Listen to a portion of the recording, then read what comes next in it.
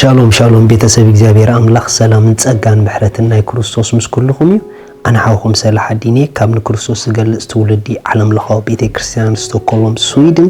إذن ما عالتي دفنو نتبلت ما عالتي دبلت قال نكافلو له بروجرام نايو حتير نحمش شدش دقيق ساعات 4 نينغو يدورد نغو ما عالتكم دصبق صبق قال وشتكم تمليكم اتوا سبسكرايب غبور بزناتنا channel نتناي دول ملكت لايك صوتو كمصكم ينغو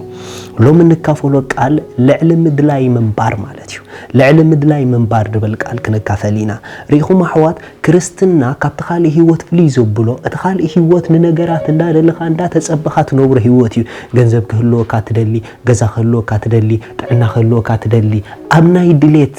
እትነብሮ ናብራ ኢኒ ዓለም ናብራ ናይ ክርስትና ናብራ ግን በኸምዛ አይነት ማይንድ አይንበርኒ ንምንታይ ትፈልጡ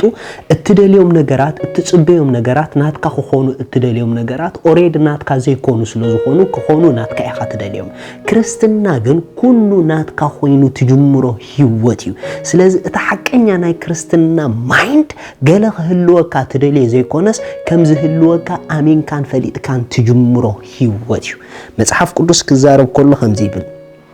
ቀዳማይ ቆሮንቶስ 3 ካብ 21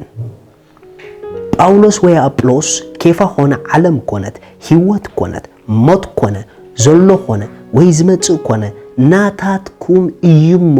ሓደኳ ብሰብ አይመካሕ ንስኻትኩም ሲናይ ክርስቶስ ዳይኹም ክርስቶስ ውን ናይ አምላኽ እዩ ሪኹም ኩሉ ናታትኩም እዩ መጽሐፍ ቅዱስ ኩሉ ናትኩም እዩ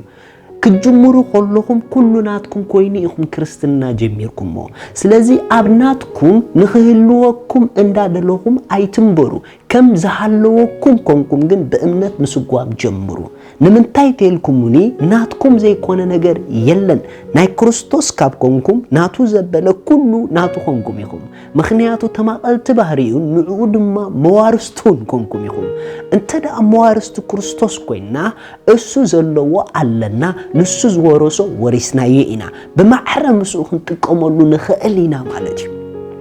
سلازي ناتنا مايند قال نجار كهلوني إذن تدوس خلي إذن تزركب كمزة عينة مايند اندحرال لنا قلعو كريستيانينا مالتيو اتوم حكينا أبسلت زبطحو كريستيان جن أوريد نجار بإيدون كم زولو سلاز حسبو نمان انتاي كهبو نمان انتاي كغوبري امبلانكو بصود جمرو نمان انتاي تيلكمني أوريد نهيوات زاد ليهم كله بإيدون مهلاوي امزاملو قال نجار نايك قوت لنزبل مايند سات يبولو من يسي እግዚአብሔር ጓሳየዩ ዝጎድለን ኸይ የለን ይዝብል ስለዚህ አምንም ዘይጎድለኩም አይነት ህይወት አትይኹም ይኹም ኩሉ አብናትኩም ዝኾነ አይነት ህይወት አትይኹም ይኹም ስለዚህ ገለ ነገር ናይ ዝጎድሉ አተሐሳስባ ካብኡምሮኩም ጓሓፍዎ ጥዕናኩም ሙሉ እዩ በገንዘብ ሙሉአት ይኹም ክርስቶስ ሃፍትኩም እዩ እሱም ብኡ ሃፋትም ይኹም ብኡ ብሩኻት ይኹም እንታይ ንዓኹም ዝተርፈኩም እንታይ ንዓኹም ዘድልየኩም በሕጂ ዘድልየኩም ኩሉ ኣብ ኢድኩም እዩ ንዘለካ ከም ዘለካ አሜንካ መንባርን ንዘይብልካ ክህልወካ ሓሲብካ መንባርን በበይኒ እዩ ዘይብልክ ነገር የለን ሓፍተይናተይ መጽሐፍ ቅዱስ ክዛረብ ከሎ ከምዚ ይብል ኣብ ካልኣይ ጴጥሮስ ምዕራፍ 1 ካልኣይ ጴጥሮስ ምዕራፍ 1 ጥቕሲ 2 እቲ ብፍልጠት ክብሩን ደግነቱን ዝጸውዐና አምላኻዊ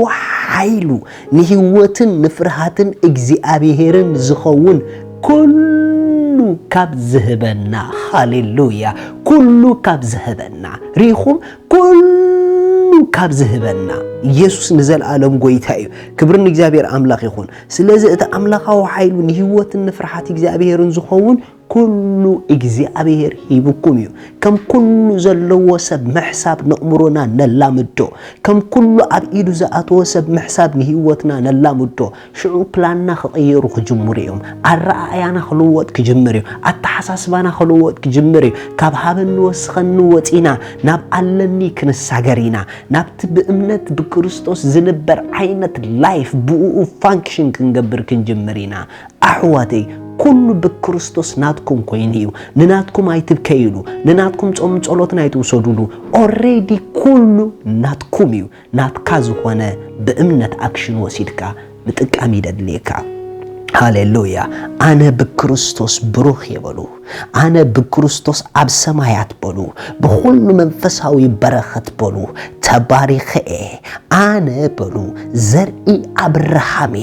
ኣነ በሉ ዘርኢ አብርሃሜ ዘርኢ አብርሃም